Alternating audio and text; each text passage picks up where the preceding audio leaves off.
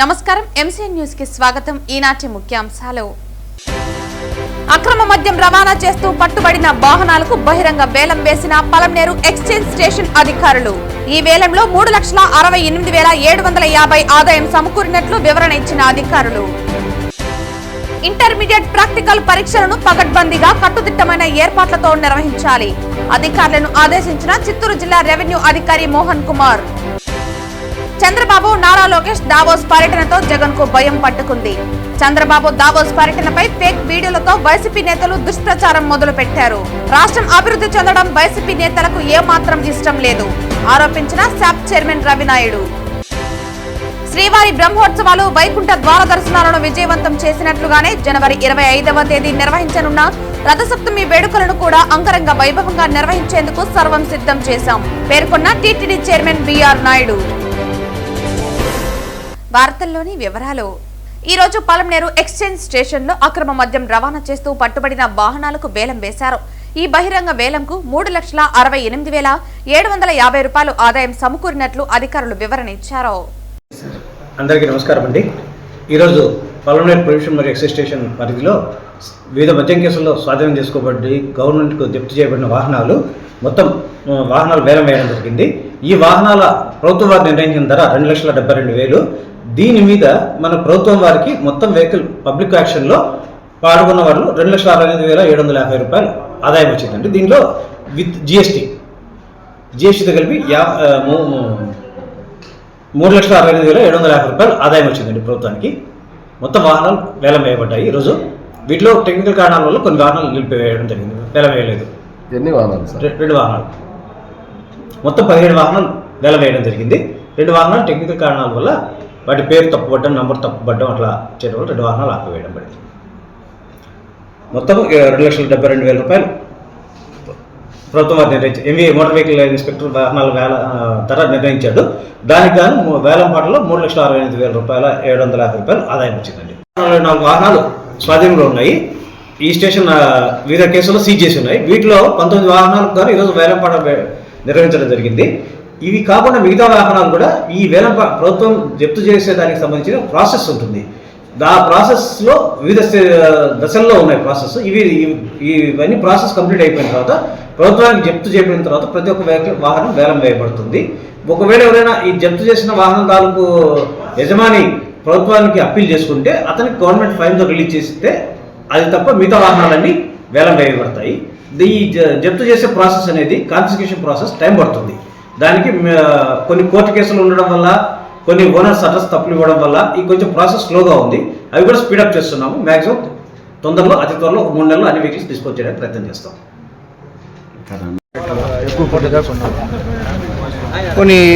ఎన్ని కొన్నారండి?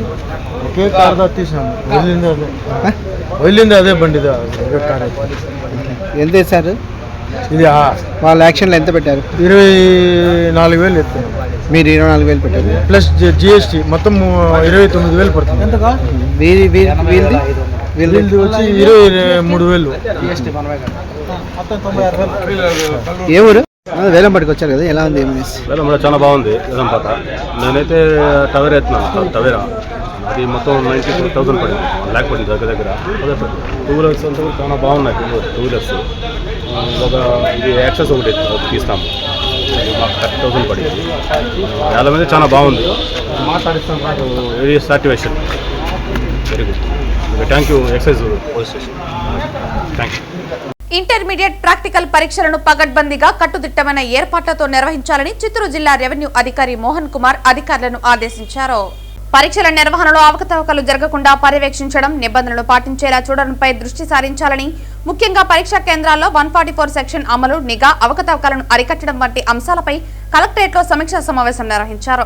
పరీక్షల నిర్వహణలో ఎలాంటి లోపాలు తలెత్తకుండా అన్ని ఏర్పాట్లు చేయాలని సూచించారు. పరీక్షా కేంద్రాల వద్ద 144 సెక్షన్ అమలు చేసి శాంతి భద్రతలను కాపాడాలని తెలిపారు. ప్రాక్టికల్స్ చివరిలో ప్రారంభమై థియరీ పరీక్షలు ఫిబ్రవరిలో జరుగుతాయని, వాటికి కూడా పకడ్బందీగా ఏర్పాట్లు చేయాలని ఆదేశాలు జారీ చేశారు. ఈ ఆదేశాల ద్వారా ఇంటర్మీడియట్ పరీక్షలు పారదర్శకంగా, నిష్పక్షపాతంగా జరగాలని అధికారులు కోరుకుంటున్నారు. రొటీన్గా జరిగేవి జరిగిపోతుంటాయి. కానీ ఎక్కడో ఒక చోట వాళ్ళ కార్నర్లోనో ఎక్కడో ఒక బస్సు రాక ఇబ్బంది పడే వాళ్ళు ఉంటారు కదా, అవి ఉంటే స్పెసిఫై చేయండి. విజయపురం పట్టణం నిండ్రా మండలం నుంచి పిల్లలు రైల్వే క్యాండిడేట్ పరిస్థితులు అది నోట్ చేసుకోండి ఆఫీస్ వారు. ఎందుకంటే మీకు మామూలు రొటీన్ గా వెళ్ళిపోతారు. కొన్ని సందర్భాల్లో ఏమవుతుందంటే కొన్ని కార్నర్లో ఉంటున్న పిల్లలు వాళ్ళకి అక్కడ బస్సు మీరు మామూలుగా వెళ్ళిపోయింది అనుకుంటారు. అక్కడ పోకుండా ఒకసారి ఏదైనా ఆగిపోయి ఉంటాయి. అలాంటి సందర్భంలో వాళ్ళ కెరీర్ పాడవుతుంది.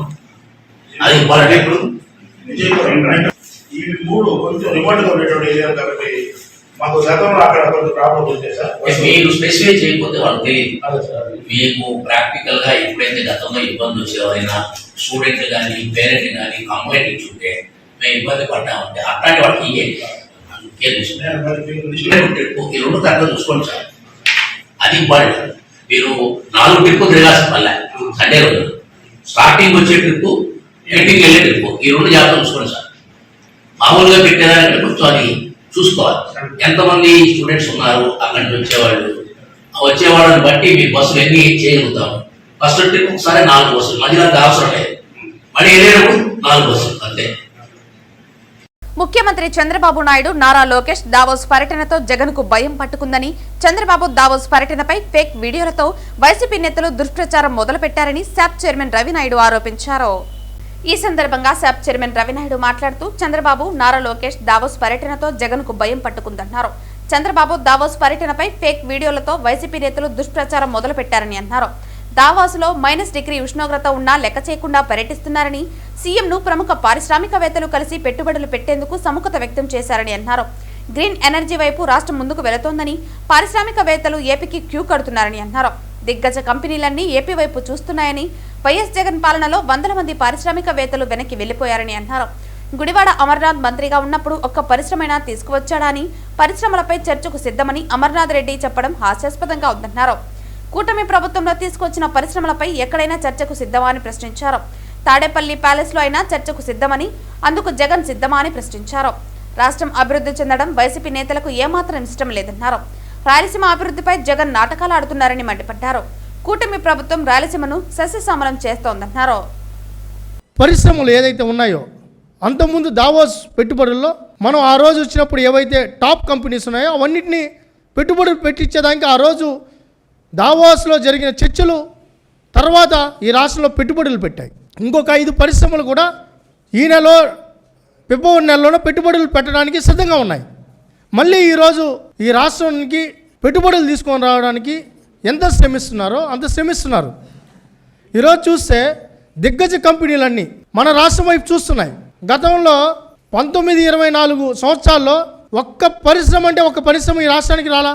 పారిపోయే 10 లక్షల కోట్ల పెట్టుబడులు గత 5 సంవత్సరాల్లో వైఎస్ఆర్సీపీ జగన్మోహన్ రెడ్డి పాలనలో ఈ రాష్ట్రం నుంచి వెనక్కి వెళ్ళిపోయాయి. గతంలో జరిగిన ఎంఓయూలన్నీ కూడా ఉపసంహరించుకున్నారు. మాకు వద్దు స్వామి ఈ రాష్ట్రం, మీ పాలన వద్దు, మీ అరాచకం వద్దు అని చెప్పి మీ దెబ్బకి పారిపోయారు. ఆయన గుడివాడ అమర్నాథ్ మామూలుగా చిత్తూరు భాషలో చెప్పాలంటే అతన్ని చూస్తే గుడిసేడు అమర్నాథ్ అనాలి. ఆయన సవాల్ ఇస్తున్నాడు. సిగ్గుందయ్యా నీకు అని అడుగుతున్నావు. సవాల్ ఇస్తున్నావా? ఏం పీకేవయ్యా నువ్వు ఐటీ మంత్రిగా? ఏం పొడిచావు? ఒక్క పరిశ్రమ తీసుకొని వచ్చావా? ఇదే మీడియా ఏమయ్యా మీరు దావోస్కి వెళ్ళలేదు, మొత్తం పక్క రాష్ట్రాల అప్పుడున్న కేటీఆర్ గారు కావచ్చు, లేకపోతే కర్ణాటక నుంచి కావచ్చు, తమిళనాడు నుంచి కావచ్చు, ఈ దేశం నుంచి చాలామంది ప్రతినిధులు వెళ్ళారు. నువ్వు ఎందుకు వెళ్ళలేదు? మీ ముఖ్యమంత్రి ఎందుకు వెళ్ళలేదంటే ఆయన చెప్పిన మాట ఏంటి? అక్కడ చలుంది, జ్వరం వస్తుంది, స్నానం చేయలేము, ఇంకా అక్కడికి పోయి మేమేం చేస్తాము అన్నారు. ఇంకో మాట కూడా అన్నాడు రావత్ గారు అనుకుంటా.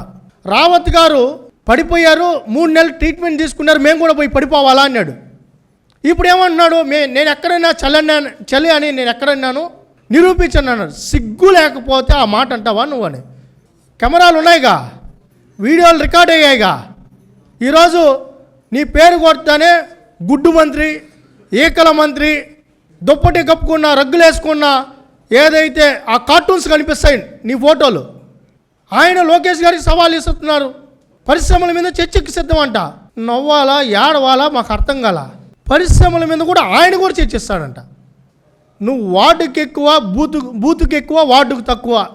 కర్మ కాకపోతే నువ్వు కార్పొరేటర్గా ఉంటే నేను తీసుకుని పోయి ఆయన ఎవడు దిక్కు లేకపోతే ఆ జగన్మోహన్ రెడ్డి ఆ వేవులో నువ్వు ఎమ్మెల్యే అయ్యా, మంత్రి అయ్యా, నేను తీసుకొని పోయి ఐటీ మంత్రిని చేశా. ఈ రాష్ట్రానికి పట్టి దరిద్రం నువ్వు. జగనేమో దరిద్రం అనుకుంటే ఇంకో దరిద్రం నువ్వు. ఏం పొడిచావని అడుగుతున్నాం మేము. జగన్మోహన్ రెడ్డి గారిని సూటిగా అడుగుతున్నాం. నువ్వు తీసుకొని వచ్చిన పరిశ్రమల మీద మేము చర్చించడానికి సిద్ధంగా ఉన్నాం. మేము తీసుకొని వచ్చిన పరిశ్రమల మీద చర్చించడానికి మేము సిద్ధంగా ఉన్నాం. అది తాడేపల్లి ఇంటి ముందరైనా విశాఖపట్నం అయినా ఎక్కడైనా చర్చించడానికి సిద్ధంగా ఉన్నాం. సవాల్. జనవరి 25వ తేదీన రథసప్తమి సందర్భంగా వాహన సేవలను వీక్షించేందుకు విచ్చేసే భక్తుల సౌకర్యార్థం తిరుమల శ్రీవారి ఆలయ మాడవీధుల్లోని గ్యాలరీల్లో చేస్తున్న ఏర్పాట్లను TTD chairman BR Naidu, EO Anil Kumar Singhal, board సభ్యులు జ్యోతుల నెహ్రూ, పనబాక లక్ష్మి, అదనపు ఈవో సిహెచ్ వెంకయ్య చౌదరులతో కలిసి గురువారం తనిఖీ చేశారు. ఈ సందర్భంగా భక్తులకు ఎలాంటి అసౌకర్యం కలగకుండా పటిష్టమైన చర్యలు తీసుకోవాలని అధికారులను ఆదేశించారు. అన్న ప్రసాదాలు గ్యాలరీలోని ప్రతి భక్తుడికి చేరేలా ప్రణాళికాబద్ధంగా పంపిణీ చేయాలని తెలిపారు. పారిశుద్ధ్యం లోపం తలెత్తకుండా ఎప్పటికప్పుడు చెత్తను తొలగించి బయటకు తరలించేందుకు చర్యలు తీసుకోవాలన్నారు. ఈ తనిఖీల్లో TTD CVSO Muralikrishna, CE Satyanarayana, ఇతర అధికారులు పాల్గొన్నారు. మీ అందరికీ తెలుసు, గత ఏడాదిలాగానే ఇప్పుడు కూడా రథసప్తమి ఏదైతే ఉందో దాని గురించి, ఏర్పాట్ల గురించి కొన్ని ముఖ్యమైన అంశాలను మీ ద్వారా భక్తులకి అందజేయాలనే ఉద్దేశంతో ఈ ప్రెస్ మీటు ఏర్పాటు చేయడం జరిగింది. జనవరి 25వ తారీఖున రథసప్తమి పర్వదినం సందర్భంగా 7 వాహనాలపై స్వామివారు ఆలయ మాడవీధుల్లో విహరిస్తారు. భక్తులకి దర్శనం కూడా ఇస్తారు. సూర్యప్రభ వాహనం ఉదయం 5:30 నుండి 8 గంటల వరకు, చిన్నశేష వాహనం ఉదయం 9 నుంచి 10 గంటల వరకు, గరుడ వాహనం ఉదయం 11 నుంచి మధ్యాహ్నం 12 గంటల వరకు, హనుమంత వాహనం మధ్యాహ్నం 1 గంట నుంచి 2 గంటల వరకు, చక్రస్నానం మధ్యాహ్నం 2 నుంచి 3 గంటల వరకు, కల్పవృక్ష వాహనం సాయంత్రం 4 నుండి 5 గంటల వరకు, సర్వభూపాల వాహనం సాయంత్రం 6 నుండి 7 గంటల వరకు, చంద్రప్రభ వాహనం రాత్రి 8 నుండి 9 గంటల వరకు. ఈ విధమైనటువంటి ఈ కార్యక్రమం 25వ తారీఖు నాడు ఉదయం నుంచి రాత్రి వరకు ఏర్పాట్లు చేయడం జరిగింది. ఈ సందర్భంగా శ్రీవారి బ్రహ్మోత్సవాల వైకుంఠ ద్వార దర్శనాలను విజయవంతం చేసినట్లుగానే ఈ రథసప్తమి వేడుకలను కూడా అంగరంగ వైభవంగా నిర్వర్తించేందుకు తిరుమల తిరుపతి దేవస్థానం, అట్లాగే జిల్లా యంత్రాంగం, పోలీసు యంత్రాంగం వీళ్ళందరూ కూడా సమిష్టిగా కృషి చేస్తూ ఉంది. గతంలో లాగానే శ్రీవారి ఆలయం భక్తులకు రద్దీని దృష్టిలో ఉంచుకొని సామాన్య భక్తులకు అత్యంత ప్రాధాన్యం ఇచ్చేందుకు గాను జనవరి 25న శ్రీవారి ఆలయంలో ఆర్జిత సేవలు, ఈ ప్రివిలేజ్ అండ్ ప్రోటోకాల్ మినహా మిగిలిన సేవలన్నీ కూడా రద్దు చేయటం జరిగింది. ఎక్కువ మంది భక్తులకు శ్రీవారి దర్శనం కల్పించాలనే ఉద్దేశంతో తిరుపతిలో జనవరి 24 నుండి 26వ తేదీ వరకు స్లాటెడ్ సర్వదర్శనం టోకన్లను రద్దు చేయడం జరిగింది. అదేవిధంగా రథసప్తమి రోజు భక్తులకు పంపిణీ చేసేందుకు 14 రకాల మెనూ తయారు చేయటం జరిగింది. గ్యాలరీలో భక్తులందరికీ 52 ఫుడ్ కౌంటర్లు ఏర్పాటు చేయడం జరిగింది. దాని ద్వారా ఉదయం నుండి రాత్రి వరకు నిరంతరాయంగా అన్నప్రసాదాలు భక్తులకి అందజేయటం జరుగుతుంది. వివిధ విభాగాలతో పాటు మాడవీధుల్లో భక్తులకు అన్నప్రసాదాలు, పానీయాలు పంపిణీ చేసేందుకు దాదాపు 3700 మంది శ్రీవారి సేవకులను వారి సేవలను వినియోగించుకోవడానికి సన్నద్ధమవుతున్నారు. అదేవిధంగా విజిలెన్స్ అండ్ సెక్యూరిటీ 1260 మంది పోలీసులు, 1200 మంది విజిలెన్స్ సిబ్బందితో పటిష్టమైనటువంటి భద్రతా ఏర్పాట్లు చేయడం జరుగుతూ ఉంది. తిరుమల శ్రీ వెంకటేశ్వర స్వామి వారిని రాష్ట్ర దేవాదాయ శాఖ మంత్రి ఆనం రామనారాయణ రెడ్డి దర్శించుకున్నారు. ఈ రోజు ఉదయం వీఐపీ విరామ దర్శన సమయంలో తిరుమల శ్రీవారిని దేవాదాయ శాఖ మంత్రి ఆనం రామనారాయణ రెడ్డి కుటుంబ సమేతంగా దర్శించుకున్నారు. ముఖ్యమంత్రి విదేశీ పర్యటన ముగించుకుని తిరిగి రానున్నారని, విదేశీ పర్యటన నిమిత్తం పారిశ్రామికవేత్తలతో సమావేశమై రాష్ట్రానికి వస్తున్నారని అన్నారు. రాష్ట్రంలోని అన్ని ఆలయాలు చాలా బాగా నడుస్తున్నాయని, వైకుంఠ ఏకాదశి, సంక్రాంతి పండుగలు విజయవంతంగా నిర్వహించామని తెలిపారు. దేశంలోని తెలుగు వాళ్ళకి ఆంధ్ర రాష్ట్రం ఆధ్యాత్మిక రాష్ట్రంగా ఉండటానికి ప్రభుత్వం కృషి చేస్తోందన్నారు.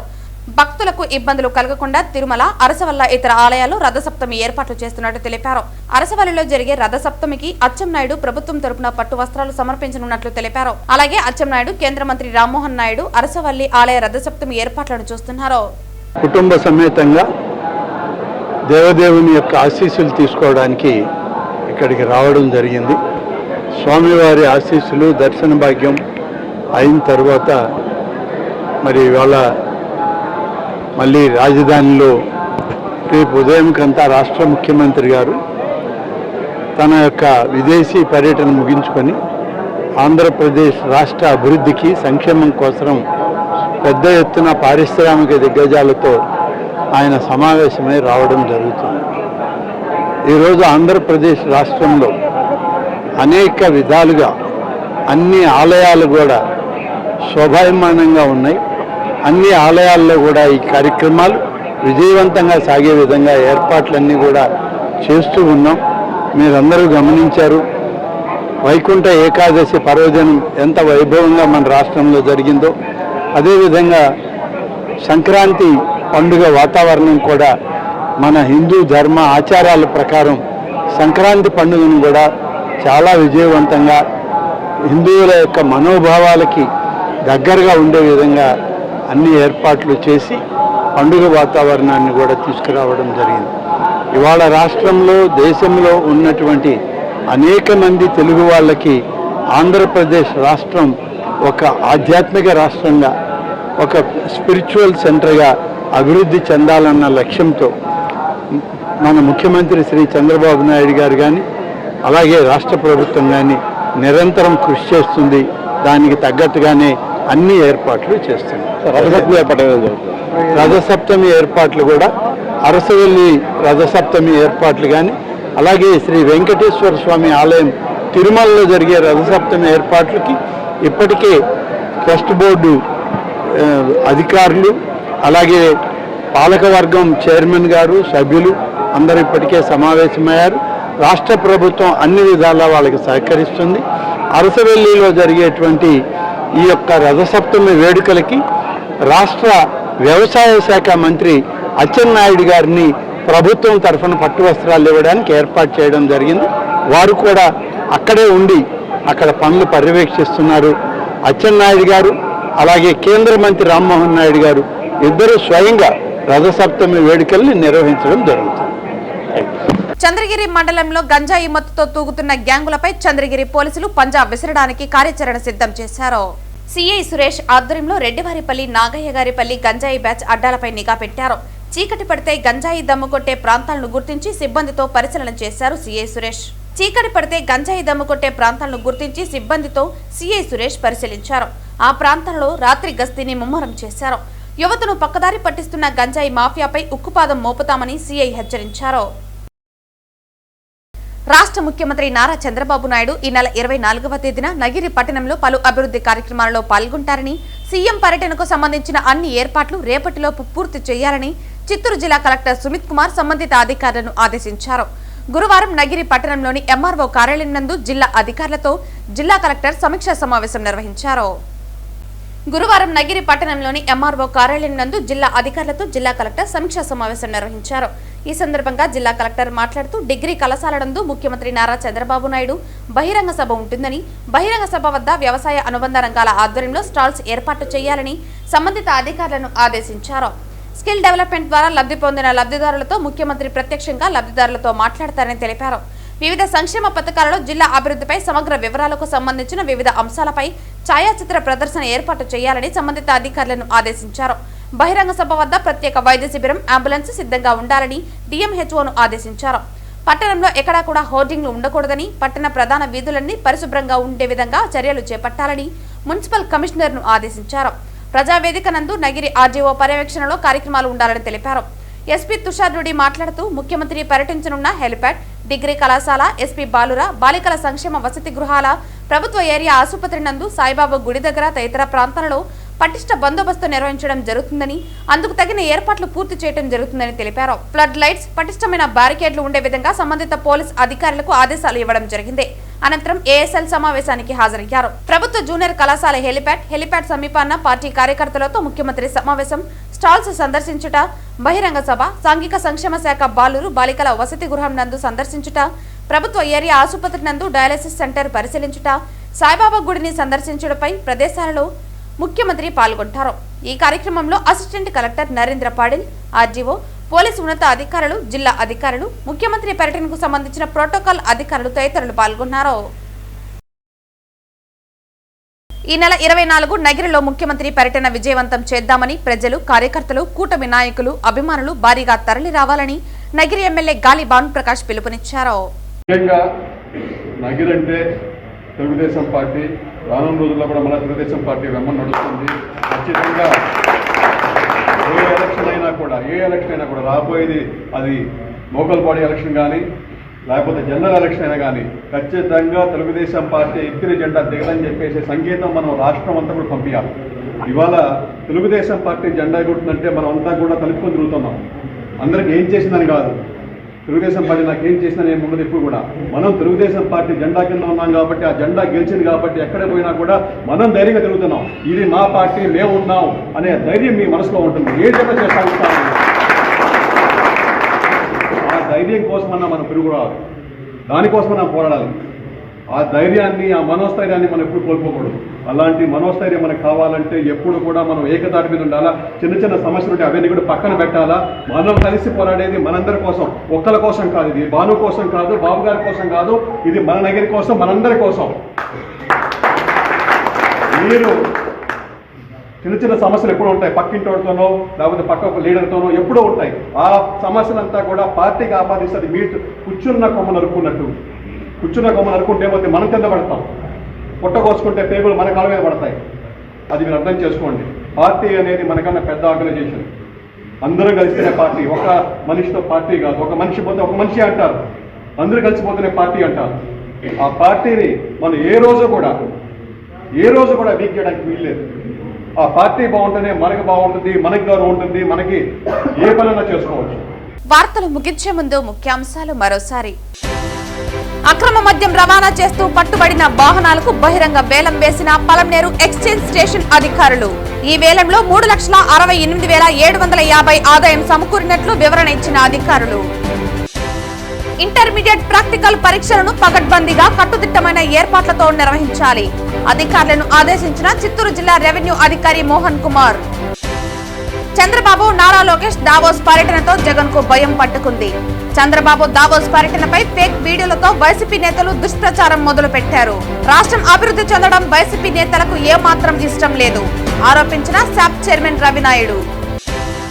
శ్రీవారి బ్రహ్మోత్సవాలు, వైకుంఠ ద్వార దర్శనాలను విజయవంతం చేసినట్లుగానే జనవరి 25వ తేదీ నిర్వహించనున్న రథసప్తమి వేడుకలను కూడా అంగరంగ వైభవంగా నిర్వహించేందుకు సర్వం సిద్ధం చేశాం పేర్కొన్న టీటీడీ చైర్మన్ బిఆర్ నాయుడు.